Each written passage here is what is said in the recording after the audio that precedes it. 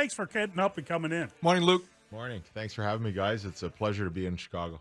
What did you think hearing those calling you getting a little bit of a hockey fight there? Did that bring back some good memories, bad memories? For sure, but now I'm really looking forward to that goal song, the anthem of the goal song. I want to hear that the a lot. Chelsea Dagger. Yeah, for sure. I remember taking my wife, we went to a Stanley Cup game, and she said she just wanted to hear the Chelsea Dagger once. I think they scored 7 times in that game, and we were just on the screaming our heads up. Oh, yeah. There is nothing like Chicago when the Hawks are rolling. It's a great feeling. It's great atmosphere. Obviously, you mentioned the national anthem and the crowd getting geared up with that. How do you get to that point? I mean, it seems like those days are a bit in the past, and I know that's the goal, but where is this team at, and how do you get there? Yeah, I agree. It's always great to have a great legacy in the past, and every franchise in sports goes through that ups and downs, and what you do is you look to the future. How do we get back there? And you can't really put a timetable on it. I think it's hard work and execution and a lot of commitment from the whole organization, which that's all I feel right now. And I'd love to. Someone asked me what the identity of our team, and I said, I can just from my first game in the NHL was in the Chicago Stadium, and the chills I got from that national anthem, and it's intimidating as an opponent. So I can't wait to use that as an advantage for our team and try and encourage our guys to take that enthusiasm from the crowd and take it right into our game plan, into the game, and use it as an advantage to us. So building upwards and getting better every day is going to be our key. And if we have one step back, it's going to be a short one, and it's trying to get the highs for longer and the lows for lower, and that's how championship teams start out and they get to where they want to go. I think you've got a tough job, but I thought you handled yourself as well as you could have handled yesterday. Winning the press conference doesn't mean a whole lot except for today when we talk about you winning the press conference. Difficult job because of the past year. It's been an organization that's gone through a lot of upheaval, a lot of change, a lot of embarrassment off the ice. How do you balance the need to maybe not ignore that part of the past, but also focus on the product on the ice and kind of balance those two interests without ignoring one over the other? Yeah, it's a good balance, but I think the way they're moving forward, they're moving ahead. I think learning from your past is always good in hockey, and I think it is in life. So I think the organization's taken that stance. They've learned from the past, made a lot of adjustments on and off the hockey ops to the business side, and it's a young and new organization on and off the ice, and they want to grow together. And I think that's a great family atmosphere to start. And hockey's built on family atmosphere. If you've got a close team, you play harder for each other, and you see that on the ice, and you see results. And are there going to be results in the win column right away? It might take a little while to get there, but you're going to see results, and then those people feel good about themselves, and you start playing better. You grow into a really good team. Is it weird for you to come into an organization? David mentioned the changes, and as a result, you're probably as experienced a hockey guy with the length of your career and with your assistant coaching, your coaching. Is it weird for you to be kind of the almost the master when it comes to that sort of thing? You've been around the game a lot longer than some of the people you're working with.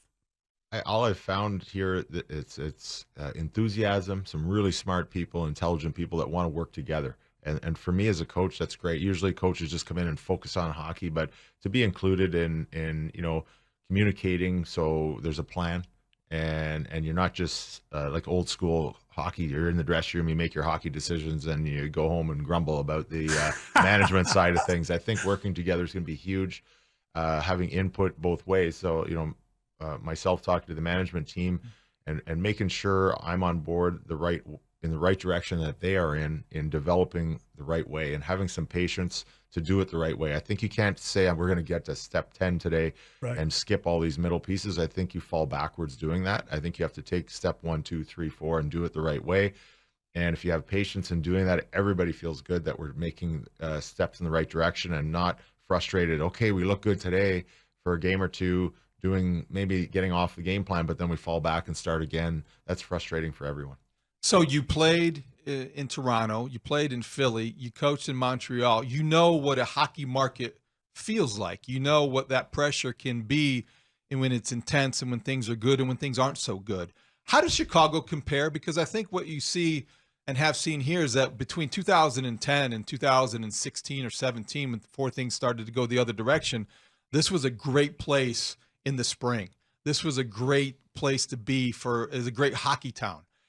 I don't know if it's there yet. I don't know if you can bring it back to that point, but how does Chicago compare to some of the other hockey markets and cities that you've played and coached in? I think Chicago is a great sports town. Just watching, events like in football, baseball, and basketball, and it's just, and obviously I've been here for hockey, but it's an amazing atmosphere, great people, great passion in the city, and the enthusiasm comes out, like I said, just as an example for the national anthem. They're just ready to go and want to enjoy and celebrate the victory. So I think, playing in big hockey markets, I love that.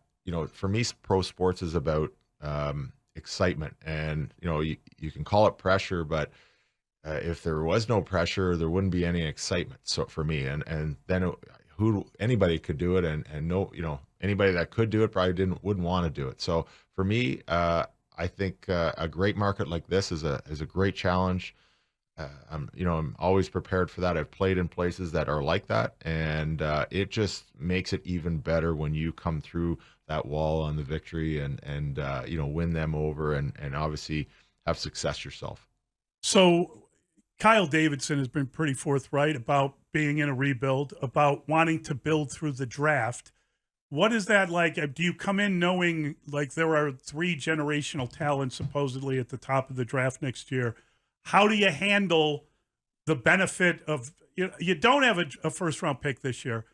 Next year, people are wondering how the season goes. How do you handle that sort of thing? Is there pressure? Did you have to have that discussion as to, you're trying to win and it might benefit more to lose? Yeah, we definitely had that discussion in the process, and I'm pretty straightforward. I'm competitive, and I'm playing every game to win. I'm going to find every chance to win, but I also realize in a rebuild, you have to give younger players opportunities in certain situations to see if they are ready to do it, or maybe they have to take a step back and maybe work harder or a little longer in the minors. But you have to take those steps, and sometimes it's not going to work out, and but you have to go through that step. So it's going to be some trial and error, but we're going to try and win. I am, and I know the organization and the fans they want to win. When you're involved and engaged in that one game, you want to win it. The big picture kind of just gets, it's there, but you get engaged in that game. So I think what it is more about building a culture like that, and making sure we're getting better every day, we're consistent every day, we're pros every day. And the win column may not be there this year. And like you said, I think everybody is probably looking towards next year's draft, but I'm a coach. I don't even know who's in the draft. So I don't even know who's in the draft this year, because you're so busy all year coaching and playing. The only chance you ever see to the best young players is the World Juniors, and they canceled that this year. So I didn't even see that. So I don't even really know hardly anything going on in the draft. So my focus is the players that are in front of me, and there is going to be a lot of young players. So counting on the veteran guys and creating a relationship with them to help with that, and to create that culture that those veteran players were here before, and they recognize that they could be a part of bringing that back again. So this has been a whirlwind week for you already. Nice job at Wrigley Field last night, throwing out the first pitch. I was surprised to learn during your interview on Marquee that you grew up playing baseball, and outside Montreal, your favorite player was Gary Carter. Absolutely. Did you think about going the other direction and trying to be a catcher and a major leaguer instead of spending 21 seasons as a stay-at-home defenseman? I love playing baseball. I couldn't wait for baseball season every spring, and it's short season in Canada, so I loved it and took advantage of it every year. And Gary Carter was my favorite, and Montreal Expos were my favorite growing up. And I thought about playing junior ball, but that's right around the same time as when they started these under 17 tournaments and under 18 tournaments, so that would have cut into it. And obviously my father was a good hockey man, and he knew the path that I was on, and said, you know what, I don't mind taking you out to the the junior ball tryout. He knows a guy that runs the team, but he said, you're not going to have much time, and I don't know if they're going to allow you to miss, and what do you really want to do? And obviously I was starting to grow and become a big kid and starting to catch my stride in skating and become a big physical player out there. So I knew I was stepping ahead of some of my peers, so I had a chance to go that way. So I stuck with it. Did you like that description that he gave? 21 years as stay-at-home defenseman. Hey, that's pretty accurate for sure. So I wasn't trying to insult anybody, but no, that's what it was. They kinda... asked me yesterday, what was your goal celebration? I'm like, wow, I didn't really celebrate that much other than with my players. So I look for my players. I want to just keep it humble and know my role and move on to the next play. But Eddie Olczyk was pretty clear about, okay, when he could go sideways, as Eddie described, I love that. He would go sideways. So what does sideways look like? And did you ever see Eddie Olczyk go sideways? Oh yeah, Eddie was competitive for sure, and what a great mentor for me having him. Especially he was my roommate my first game in the NHL in Chicago. That's so great. It was great to have him there with me, and we were really great friends, and our wives were good friends, and they really showed us as much off the ice how to be a good person as he did to be a great player and teammate. So. A lot of respect and thanks to Ed and Diana. But you know what? Sideways to me, I was kind of maybe a slow wick guy, but when it went, it went, and it usually hit its peak when there was something that happened to your teammate, and that was me. I was pretty good to take it and try and draw penalties. Not all the time. I guess I retaliated a little bit, but it was more often coming to the defense of your teammate, and that was just part of the culture I grew up in, and how I learned as a young player is you're all in for your teammates all the time. So how does one prevent from going sideways as a coach? Because I would imagine, having played as long as you have and knowing what the right play is, it must drive you a little bit insane if you keep seeing mistakes, whatever it might be. It is frustrating not playing. But coaching is the second best thing to playing. You're right there. You're on the bench. You're close to it, but you can't get out there and fix it or try to fix it. And that's sometimes frustrating for a player or an ex-player that used to play. But I've been around coaching now for 13, 14 years, and I've tried to be patient and try not. I like to be a calm demeanor, because I feel that the bench in front of you, the players, get the pulse of the coach. If you're screaming and yelling all game and out of control, well, then they become that and they get off their game plan. So, the odd time the referees can get you, and I try and have a good relationship with most of them, and if I get frustrated, I would like to have a discussion with them, and if I don't have a discussion with them, that's usually when I go a little bit sideways. But I try and pull it back, because as soon as I feel the players starting to follow you and getting upset, then I realize, okay, take a step back, guys, focus on the game, let us handle everything else. Luke, you're the head coach of the Chicago Blackhawks now. Your platform is as big as it ever has been. And at every stop along the way in your NHL career, you've made it a point. You and your wife have been brave about talking about the loss of your daughter 12 years ago to suicide as a teenager. Why has it been important to you to embrace that message and to spread it as much as you have in the name of mental health awareness?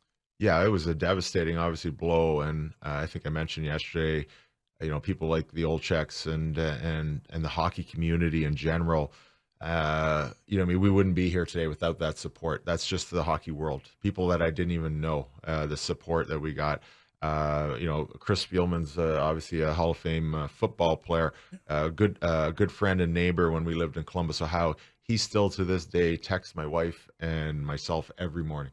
And that's what keeps us going. And that's just the sports world. That's the hockey world. So we knew that we were in for a battle the rest of our lives. That's just something you can't get over as a parent, but you have to move forward. And we have a daughter that's brave, Morgan. She's a high school teacher in Boston, and she is also spreading the word. And that's the crucial age that you want to. And our pain's not going away. It's there. We need support to get through it. So why not do something about it instead of just being quiet and in pain? And I think. Do It for Darren was something that was brought forward by my daughter, and then Darren's friends and teammates, because she was a hockey player as well. And they created Do It for Darren, DIFD in short, and it's all in her favorite color, purple.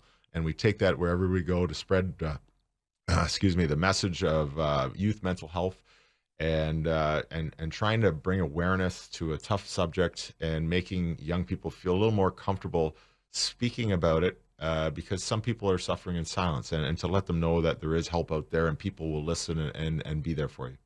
Yeah, and we saw the video of the pin that you wear and the way that you touched it as you, after the defeat of the Vegas, that had to be a great moment in your career to be forced to step in and to get a win like that. And she was with you as she I'm sure always is. Absolutely. Yeah. I feel Darren was with our family yesterday too. It was a big moment for our family, and I could just feel the presence. So going back to last year's playoffs in 21, obviously COVID has raged its havoc around the world, and it did on our team as well. And our head coach was down for over a week with it. And I had the opportunity to run the bench, and it was very exciting at the most difficult times, or the not difficult times, but the most stressful times and exciting times in the playoffs. So that gave me the confidence that I know that I can make decisions on the fly, adjustments on the fly to be a head coach in this league. But did you always have a goal to become an NHL head coach? Because you were so accomplished as a player, and a lot of times, accomplished players don't need to have that next level. They don't need to be the head coach to have satisfaction in their hockey career. But when did becoming a head coach become a more realistic goal for you? I think it trickled along. I played so many games as a young player that they counted on me as a veteran player earlier on. So here you're playing with a young guy tonight, and I'm like, I think he's 1 year younger than me, but I have like 400 games of experience on him. And I think it chipped away, and I thought I think I'm gonna be a coach. I'd like to be a coach, and all the different coaches that have learned little things along the way, or maybe things that I think I wouldn't do that. All those little things that's what made me as a coach. And just my personality, I like to be a little calmer, and then when it's time to be excitable and energetic, like the game of hockey is, pick those spots and let the players do their thing. Luke Richardson, we wish you all the best. I'm sure we'll criticize you at some point, but we'll try to be careful about Welcome it. Thank you so much. No Thanks problem. for coming Thank in. you. Coming by. Appreciate it.